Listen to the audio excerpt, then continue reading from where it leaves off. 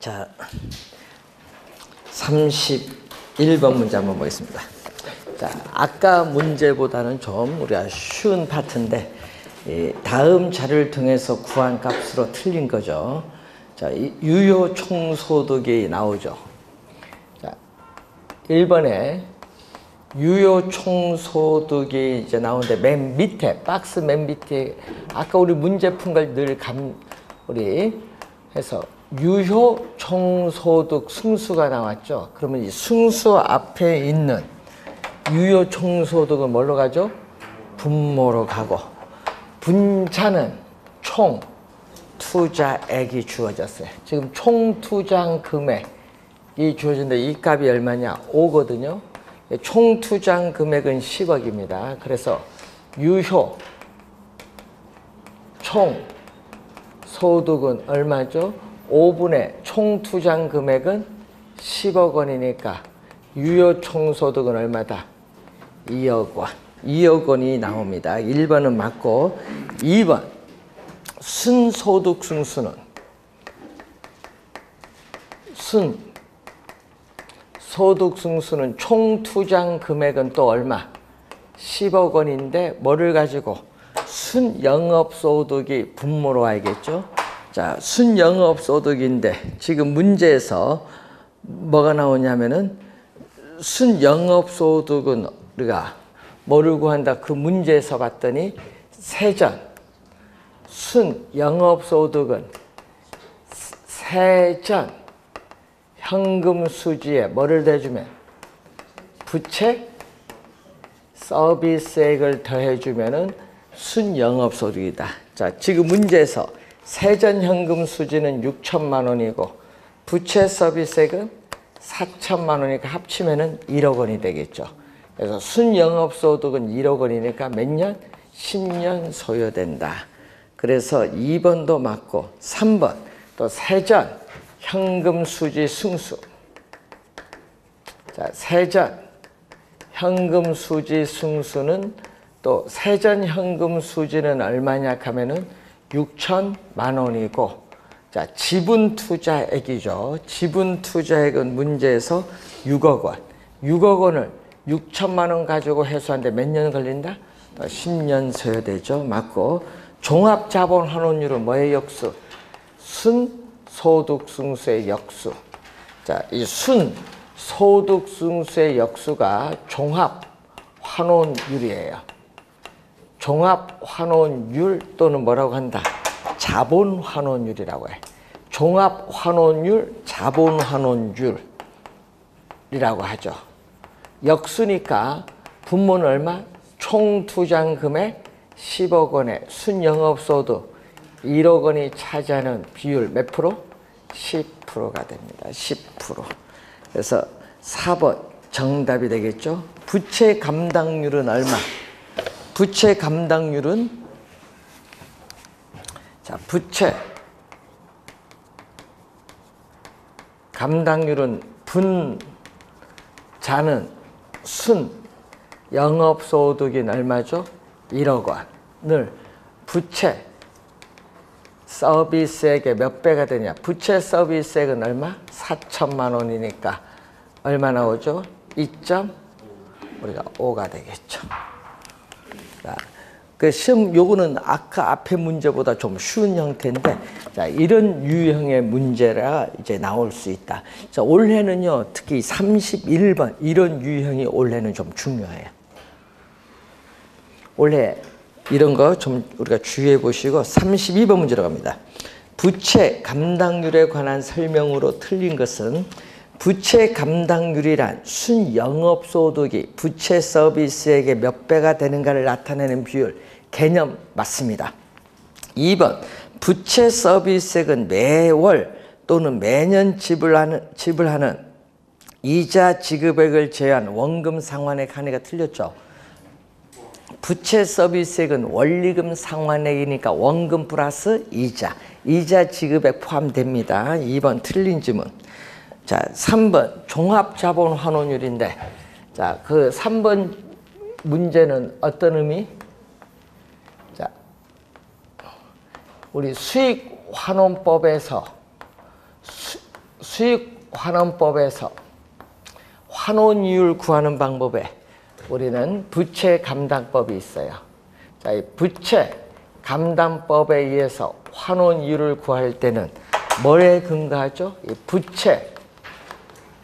부채감당률에 근거해서 환원이율을 구하는데, 이 부채감당률에 대부 비율에 뭐를 곱하냐면은 저당 상수를 곱하면 구할 수 있어요.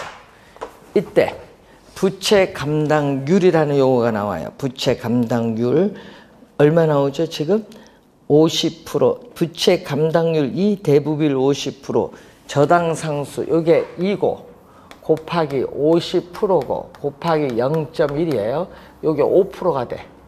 5%에 2 곱해주니까 몇 프로? 10%죠. 환원이율은 10%. 여기 3번 질문. 4번 부채 감당률이 1보다 작다는 것은 순영업소득이 부채 서비스에 감당하기에 부족하다는 의미고, 이 대출기관이 채무 불이행에 따른 위험을 낮추기 위해서는 해당 대출 조건의 부채 감당률을 높이는 게 유리하다. 그럼 부채 감당률이 높다는 것은 부채 서비스보다 순영업소득이 크다는 겁니다. 그래서 맞는 지문이 되겠죠. 자, 33번.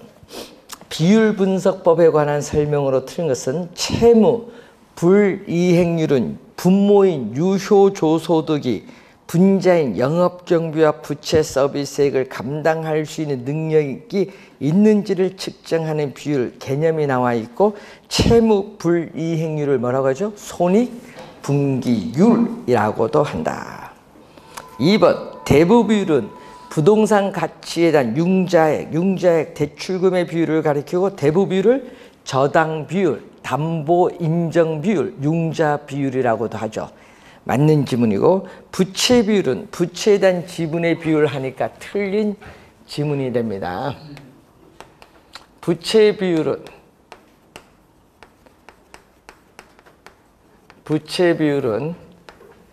자기 자본에 대한 타인 자본의 비율인데, 분모가 지분이에요. 그 지분에 대한 뭐의 비율? 부채의 비율이야. 지분에 대한 부채의 비율. 그래서 틀린 지문은 3번. 분모 분자가 바뀌었어요. 그리고 대부 비율이 50%일 때는 어떻게 돼요? 대부 비율이 50%다. 자, 대출금. 네. 대부 비율이 50%다. 부동산 가격에 대해서 이 대출금이 차지하는 비율인데, 이건 부동산 가격이 10억이다. 그러면 대출금이 얼마? 5억이면 몇 프로 돼? 50%죠. 그럼 대출금이 5억일 때 우리는 대부 비율은 50%야. 자, 그러면은 대출금이 얼마? 5억이다.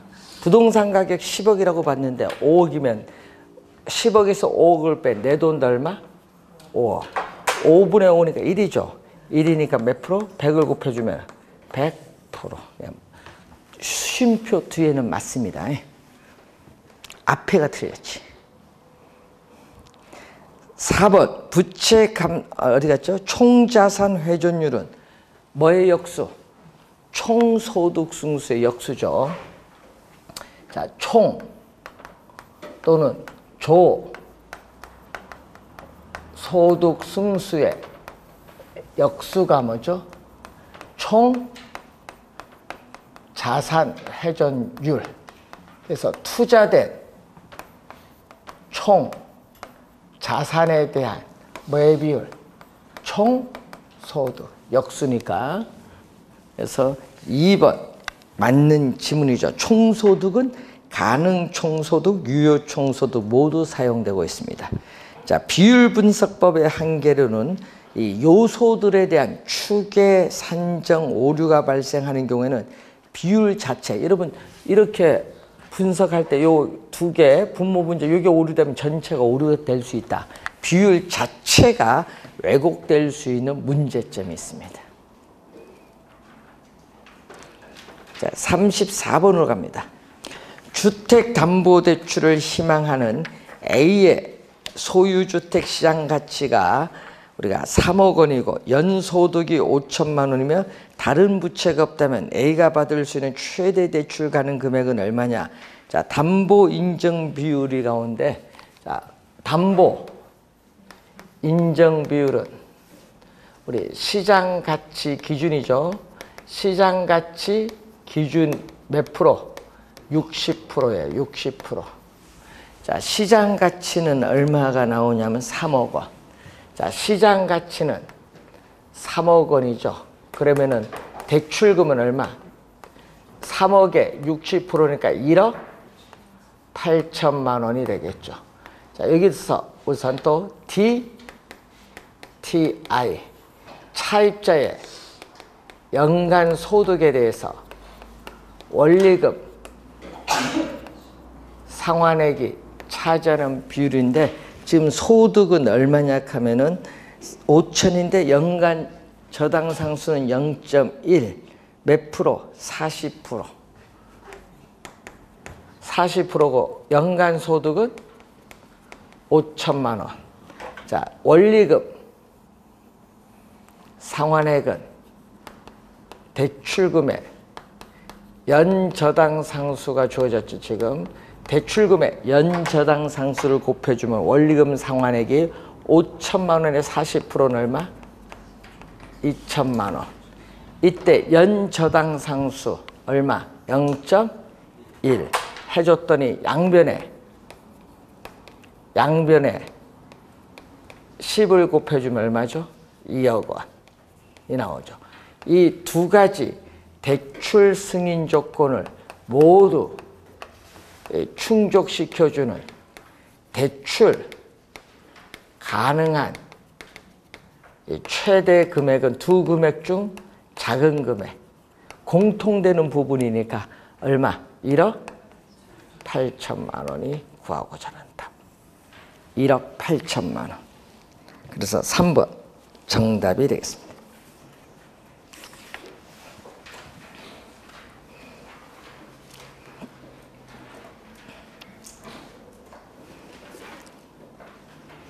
자, 35번 문제로 갑니다. A씨는 이미 은행에서 부동산 담보로 7천만 원을 대출받은 상태이다. A씨가 은행으로부터 추가로 동그라미, 이게 또 포인트죠. 추가로 대출받을 수 있는 최대 담보대출 가능 금액은 얼마냐 묻는 거죠. 자, 우선 담보 인정 비율 LTV, 이 주택 가격에 대해서 대출금이 차지하는 비율인데 주택 가격이 얼마 나온다? 우리는 5억이 나오죠. 담보부동산의 시장가치 5억에 우리는 몇 프로냐 하면은 50%. 시장가치 기준 50%가 나오죠. 그러면은 대출금은 2억 5천만 원이 구하고자 하는 대출금입니다. 자, 여기서 우리는 DTI인데, 자, 우리 차입자의 연간 소득이 얼마냐? 6천만 원이 나왔어요. 차입자의 연간 소득은 6천만 원인데, 여기는 뭐다? 연간, 우리 원리금 상환액은 대출금에 뭐를 곱해줬죠? 저당 상수를 곱해주면 되는데, 이 값이 얼마냐? 40%가 되는데 연저당 상수는 0.1. 그러면은 얼마죠? 대출금은 얼마 나오냐? 이게 2,400만 원이죠. 근데 양변에 0.1을 없애기 위해서 양변에 10을 곱해주니까 2억 4천만 원. 그래서 또 이 두 가지 조건을 모두 충족시켜주는 대출 가능 최대 금액은 얼마냐면은 얼마? 2억 4천만 원에서 기존 대출금이 있어요. 최대 대출 가능 금액은 2억 4천만 원인데 기존 대출금 얼마? 7천만 원을 공제를 해야겠죠. 공제를 하면은 요거죠. 지금 문제는 추가로. 네? 추가로 대출 가능한 최대 금액은 얼마냐? 추가로 대출이 가능한 최대 금액은 1억 7천만 원이 되겠죠. 1억 7천만 원. 그래서 정답은 2번이 정답.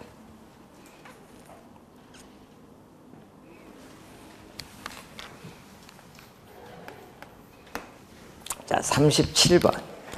자, 시장 가격이 5억 원이고 순영업소득이 1억 원인 상가를 보유하고 있는 A가 또 추가적으로 동그라미 추가적으로 받을 수 있는 최대 대출 가능 금액인데 또 LTV 이 시장 가격에 대해서 대출금이 차지하는 비율인데 시장 가격은 얼마? 5억 원. 자, 5억 원인데 지금 얼마죠? 우리 시장 가격 기준 60% 뭐다? 이하. 그래서 대출금은 5억에 60%는 얼마? 3억 원이 되겠죠. 자, 근데 또 뭐가 나오죠? 지금 부채 감당률이 나오죠. 부채 감당률은 우리가 순 영업소득이 부채 서비스액이 얼마가 되는가 요걸 묻는데 부채 감당률은 얼마? 2 이상이다. 자, 2 이상인데 지금 순영업소득은 얼마? 여기 1억 원이야. 1억 원. 그러면 얼마죠? 2분의 1억 원이니까 얼마? 5천만 원인데 부채 서비스액은 뭐가 돼?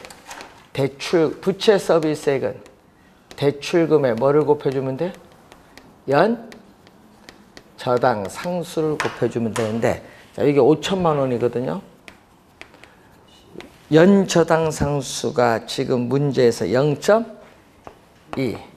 그러면 대출금은 5천만 원을 0.2로 나눠주니까 얼마? 분모분자 10을 곱해주면 얼마? 여기에 1억 원, 여기에 2 하니까 얼마 나와요? 5억 원을 2로 나눠주면 예?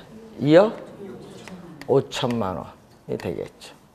그러면 또 요 두 가지 대출 조건을 모두 충족시켜주는 또 대출 가능한 최대 금액은 얼마죠? 2억 5천만 원. 두 금액 중 적은 금액 2억 5천인데 문제는 2억 5천에서 기존 대출금 얼마? 1억을 빼주면은 추가로 대출 가능한 최대 금액 얼마냐? 얼마 나오죠? 1억 5천만 원이 나오겠죠. 1억 5천만 원. 2번 정답.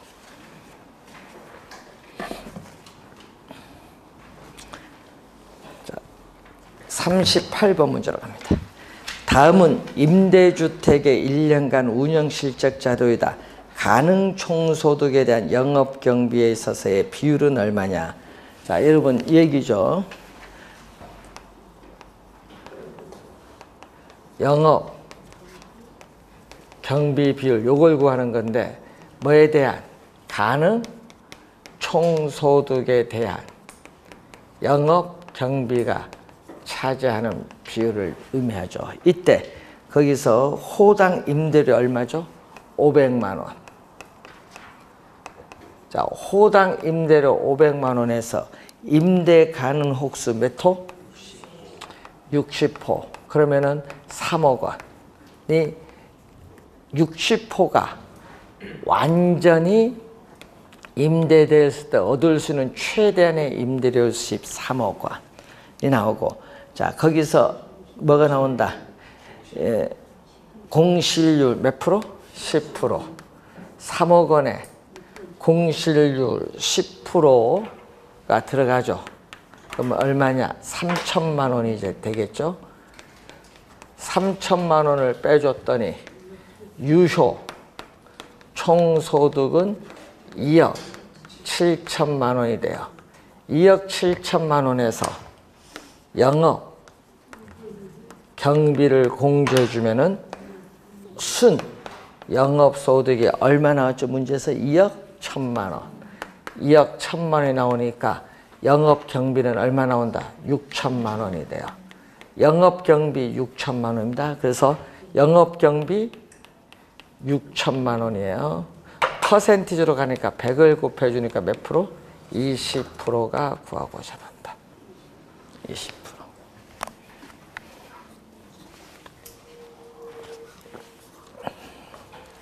원래 시험에요. 아까 우리 박스 주어지잖아요. 아까 뭐를 주어지냐면 박스. 예? 이 박스 주어지고 여기 뭐가 주어져서 1, 2, 3, 4, 5 계산 5개 다 해야 돼. 여러분 아까 몇 번 거기 31번 문제처럼 계산 이렇게 5개 다 하는 거 있죠? 이런 거 시험에 나오면 시간 걸리죠? 예, 이런 거 나올 때 주의해야 될 것은요. 예? 이런 거 나오면은 빨리 푸는 요령은요. 5번 먼저 풀어보세요. 지문 5번 풀어보고 답이 나오면 좋아요. 그럼 바로 넘어가면 되니까 5번 푸는데 답이 안 나오면 4번 풀어보세요. 그럼 답이 나오면은 바로 돼요. 그래서 이런 유형의 문제는요. 우리 출제원들은 정답을 4, 5번에 배치를 해요. 예, 빨리 풀리면 그건 요령이에요. 이런 유형의 문제는. 요령입니다. 요령.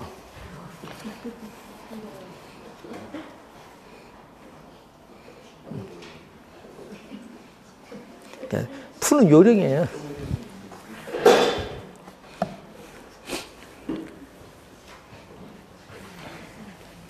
작년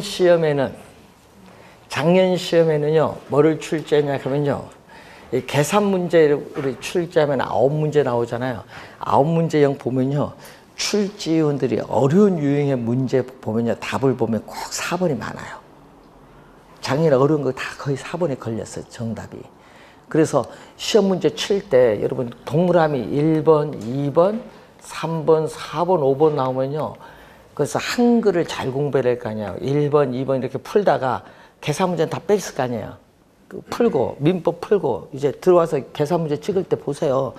계산 문제 9개 찍어야 되는데 딱 봤는데 보다가 요건 내 지금 1분 내에 풀겠다. 그럼 그거 풀세요. 근데 그걸 풀었는데 답이 2번 나왔다. 그럼 하나 아이고 좋다.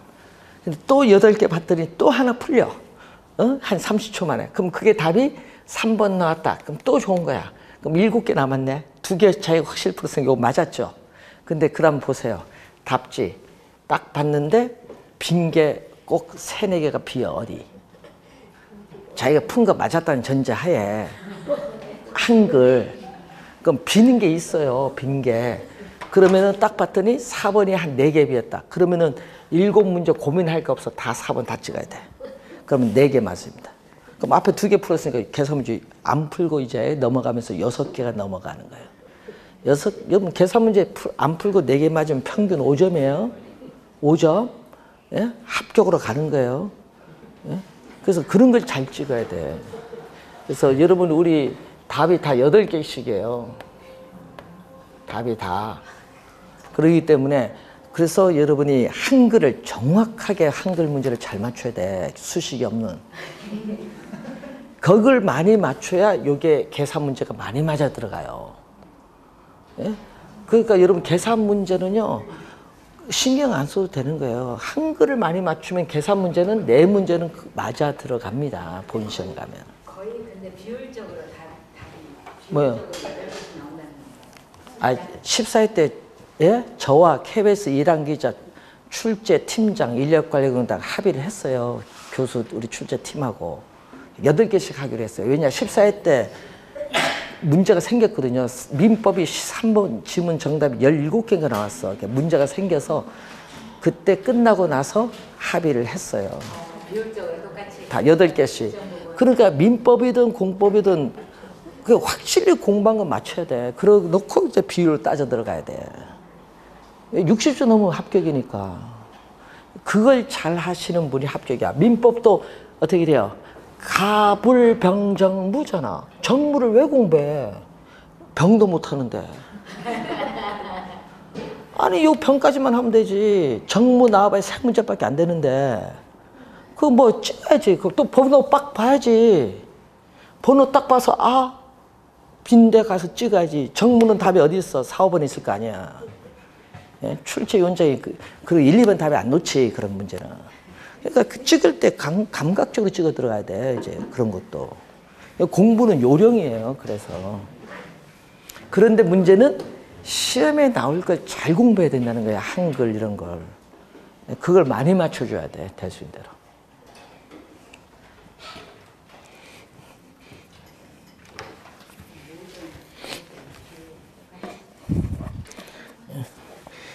그래서 여러분은 옛날에 그런 경우도 있었어요. 옛날에 예? 예? 어떻게 돼요? 예? 학원에서 강의를 하시는 분들이 시험 출제 포인트가 빗나간다. 예? 예? 그래서 예? 노량진에서 이제 예? 이제 선생님도 이제 불렀지. 출제 포인트가 빗나가는데 좀 잘 좀 강의를 해라. 시험 칠 때까지 시험에 안 놓은 것만 강의하다가 10월 달 가서 강의하려니 학생들 돌아가지 머리. 예, 공부 안 하다가 갑자기 그쪽 공부하려고 하니까 어떻게 돼요? 다 떨어지지. 예?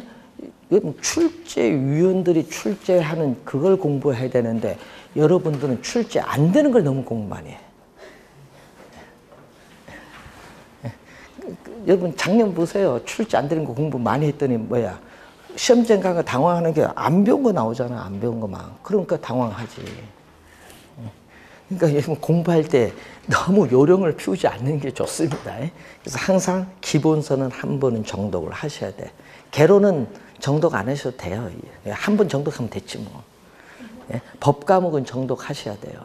뭐든지. 자, 그래서 여러분이 5월달, 6월달 가서 뭐 판례가 나오면은 판례 많이 공부하셔야 돼요. 여러분 36문제가 판례잖아요. 민법은 90%가. 100% 안 낸 것만 해도 다행이에요. 90%. 그래서 우리 전부 100% 판례 내라고 하는데 그래서 시간이 오래 걸려요. 여러분 문제 푸는데. 요령을 좀 잘 하세요. 자, 금융으로 갑니다. 자, 작년에 3문제, 재작년에 5문제, 투자, 금융 합쳐서 몇 문제? 우리는 12문제 출제하는데 자, 작년에 금융은 다 쉬웠습니다. 다음 자금 조달 방법 중 지분금융. 우리 지분금융을 너무 많이 내야 돼요. 항상. 예. 지분과 뭐가 있어요? 부채. 요걸 잘 구별할 수 있느냐? 요걸 묻는 거잖아요. 항상. 지분은 이제 많이 배웠으니까 자기 자본. 부채는 뭐다? 타인 자본. 아까 저 앞에서도 배웠잖아요. 부채 비율. 그러면 자기 자본을 조달하기 위한 금융이에요. 그럼 자기 자본을 조달하기 위한 금융은 우선은 금융 방식은 리츠가 있어요. 자, 부동산 투자 회사는 주식 회사잖아요. 그러니까 뭐를 발행하죠? 주식을 발행해서 자기 자본을 조달해요. 자, 그리고 또 우리는 26회 시험에 또 출제되었던 부동산 신디케이트, 또 지분금융 방식, 또 조인트 벤처 리츠 또 출제했었죠. 27회 시험에. 이것은 또 뭐다? 우리는 지분금융, 조인트 벤처. 자, 그리고 우리 공모하죠. 주식 공모한다 얘기를 많이 하죠. 공개 모집이에요. 공개 모집. 공모에 의해서 뭐 한다? 증자를 하죠. 여러분 유상증자도 있고 무상증자도 있는데 주식수를 늘리는 거예요. 그래서 공모의 증자, 이것도 자기 자본을 조달하는 겁니다. 또 부동산 우리 관련해서 자본시장 통합법이라고 하는데 자본시장과 금융투자에 관한 법률에서 부동산 집합투자기구라는 게 있어요. 일명 요 부동산 집합투자기구는 부동산 펀드예요. 이게 부동산 펀드. 이런 것은 다 지분금융. 이거. 그럼 부채금융은 뭐가 된다? 부채금융 방식은 부동산을 담보로 해서 어떻게 돼요? 금융기관부터 자금을 융통받는 저당금융이고 또 토지를 신탁해서 받은 수익증권을 금융기관에 담보로 제출해서 또 뭘 한다? 금융기관부터 자금을 융통받는 우리는 담보 신탁에 의한 신탁금융이 있어요.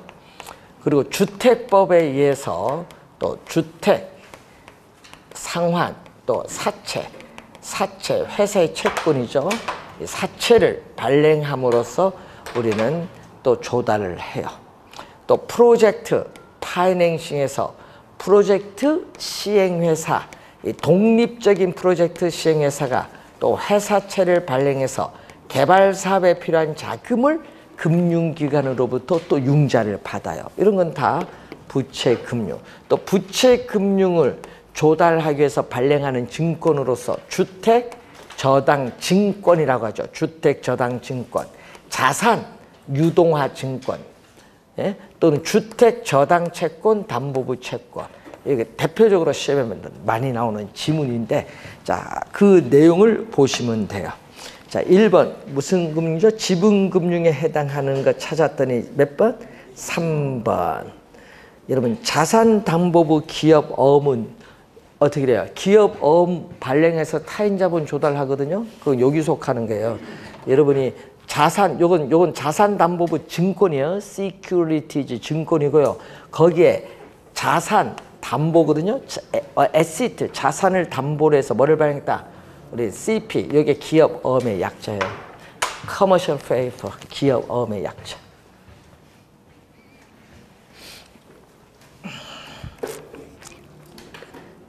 몇 번? 3번. 요거 작년에 출제했거든요. 야, 점수 거저 주는 건데. 이런 거 나오면 틀리면 안 되고요. 메자닌 금융이라는 게 있어요. 24회 시험에 출제됐다. 자, 메자닌 금융. 메자닌 금융은 뭐와? 지분과 부채의 뭘 성격? 중간적인 성격. 대표적으로 전환사채. 여러분이 전환사채, 사채를 발행했는데 일정 조건 기간에서 주식이 지분으로 전환할 수 있는 사채입니다. 또 신주, 인수권부산채. 자, 사채를 또 발행했는데 일정 기간 조건에서 신주로 인수할 수 있는 권리가 부여된 사채입니다. 그래서 대표적인 메자닌 금융입니다. 자, 2번 문제로 갑니다. 부동산 시장 및 부동산 금융에 관한 설명으로 틀린 것은 부동산 시장은 부동산 권리의 교환, 좀 더 유리한 가격으로 결정, 경쟁적 이용에 따른 공간 배분 등의 역할을 수행한다. 요거 누구의 정의? 보이스. 보이스라는 학자의 부동산 시장의 개념. 2번 주택시장이 침체하여 주택 거래가 부진을 하면 수요자에게 자금을 융통해주는 수요자 금융을 확대하여 주택 수요를 증가시킴으로써 주택 경기를 활성화시킬 수 있다. 2번은 주택 금융의 기능. 3번 다른 대출 조건이 동일한 경우에 통상적으로 고정금리는 변동금리보다 높다 얘기거든요. 우리는 고정금리 대출이 뭐보다? 변동금리 대출보다 높다. 대출 실행 시점. 자, 대출 실행 시점에서의 뭐죠? 초기 이자율은 뭐가? 고정금리가 변동금리보다 높다. 요거 3번 출제했습니다. 시험에 잘 내죠. 4번째, 주택저당대출 기준 2가지, 담보 인정 비율과 차주는 차입자죠. 상환 능력을 변경되면 주택 수요가 변화될 수 있죠. 여러분, LTV, DT를 완화하느냐 강화하느냐 변화를 줄 수 있습니다. 주택금융시장은 금융기관이 수취, 받은 예금 등으로 주택담보대출을 제공하는 주택자금, 요거 뭐다? 공급해야 돼. 대출 시장입니다. 주택 자금 대출 시장입니다. 공급 시장이 아니라 주택 자금 대출 시장. 또 투자자로부터 자금을 조달해서 주택 자금 대출 기관에 공급해주는 이 시장은 주택 자금 대출이 아니라 주택 자금 공급 시장이라고 해요. 공급 시장. 또 신용 보강이 일어나는 신용 보증 시장 및 기타 간접 투자 시장으로 우리는 구분할 수 있다. 그래서 5번 지문이 틀린 지문이 됩니다.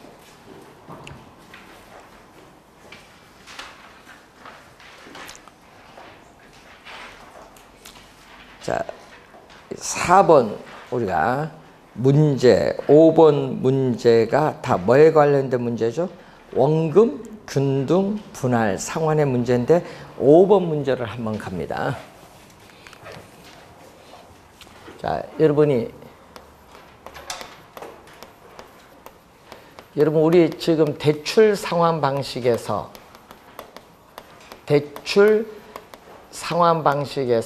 원금 균등, 원리금 균등 요거 계산 문제 최근에 한 문제 내고 또 이론 한 문제에서 요즘 계속 2문제 내고 있거든요. 그래서 잘 봐두셔야 될 부분이 되겠습니다. 자, 4번이 쉬운 문제입니다. 5번보다는. 자, A씨는 주택을 구입을 하기 위해서 은행으로부터 5억 원 대출을 받았습니다. 은행 대출 조건이 다음 같은데 원리금 상환 조건이 원금 균등 상환이고 연단위 매기말 상환하는데 대출 기간은 몇 년? 20년. 대출 금리는 고정금리 연 5%입니다. 자, 그러면은 자, 매년 상환 조건이죠.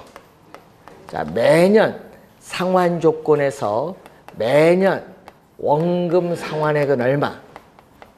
매년 원금 상환액은 이 대출금 얼마 대출 받았죠? 지금 5억 원을 대출 받았어요. 대출금을 대출 기간으로 나눠줍니다. 그럼 대출 기간은 지금 20년이죠. 공 하나 없어지면 얼마? 5천만 원인데 2로 나눠주면은 2,500만 원이에요. 자, 1년 차 2천, 2년 차도 2,500 이렇게 가는 거예요. 근데 몇 회차를 구한다겠죠? 9회차. 이렇게 가서 9회차, 그러면 8회, 9회, 뭐 12회, 뭐 13회 뭐 이렇게 나오는데 여기 다 2,500이에요, 전부. 2,500. 자, 9회차. 요것도 2,500. 13회차도 2,500인데 지금 문제에서 9회차는 원금만 구하는 것이 아니라 또 뭐도 구해야 된다? 이자. 이자를 구해야 되는데 이자는 항상 뭐에 대해서? 우리는 미상환된 원금, 융자장고입니다. 자, 이 융자장고에 대해서 뭐를 곱해주면? 이자율을 곱해주면 이자를 구하는데 지금 돈은 얼마 갚았어요? 판례가는 돈 갚았어요. 2,500만 원 판례 갚으면 2억이에요. 2억은 갚았어요. 5억에서 2억 갚았으니까 융자장고는 얼마? 3억이에요. 2억 갚았으니까 3억의 이자율 연 몇 프로? 5%예요. 5%. 그러면 얼마? 1,500만 원. 1,500만 원이 이자죠. 이자 원금 더해주니까 얼마죠? 9회차는 원금 이자 원리금 상환액은 4천만 원. 그런데 13회차는 이자를 구하라. 이자는 얼마? 자, 여기서 이자는 얼마? 얼마 갚았어요? 12회 3억 갚았네요. 3억 갚았으니까 미상환된 원금은 2억 원에 5% 해줬더니 얼마죠? 1,000만 원이 이자죠. 1,000만 원이 이자. 그래서 정답은 1번이 정답인데, 자, 이런 유형의 문제 여러분이 우리가 풀 줄 아셔야 되겠습니다. 자, 여러분 26회와 28회는 원금 균등 분할 상환 계산 문제 출제했거든요. 근데 작년 29회는 원리금 균등을 출제했어요. 원리금 균등. 그럼 올해는 뭐 출제하겠어요? 작년에 원리금 균등 나왔으니까 올해는 원금 균등과 원리금 균등 두 개를 합친 문제를 내겠지. 자, 그래서 6번 문제 갑니다. 일정 기간 동안 상환액을 특정 비율로 증액을 하여 원리금 상환액은 초기에는 적게 부담하고 시간의 경과에 따라 원리금 상환액 부담을 점점 늘려가는 방식. 요거 GPM. 점진적으로 원리금 상환액을 증가시켜 나가는 방식이죠. GPM 정답입니다. 2번 정답. 2번이 GPM 개념입니다. 자, 이런 문제는 너무 쉬운 거고, 그래서 요즘에 우리 박스를 이용한 문제를 내든지 계산 문제 나오는데, 원래 시험에 여러분 아까 박스 조건 주어지고요. 우리는 원리금 상환액을 원금 균등, 원리금 균등 두 방식으로 구했을 때 얼마냐, 이런 문제 출제 가능성이 원래 높습니다. 자, 그 문제는 나중에 여기 문제집 가지고 확인하면 되겠고, 자, 잠시 쉬고 7번부터 가겠습니다.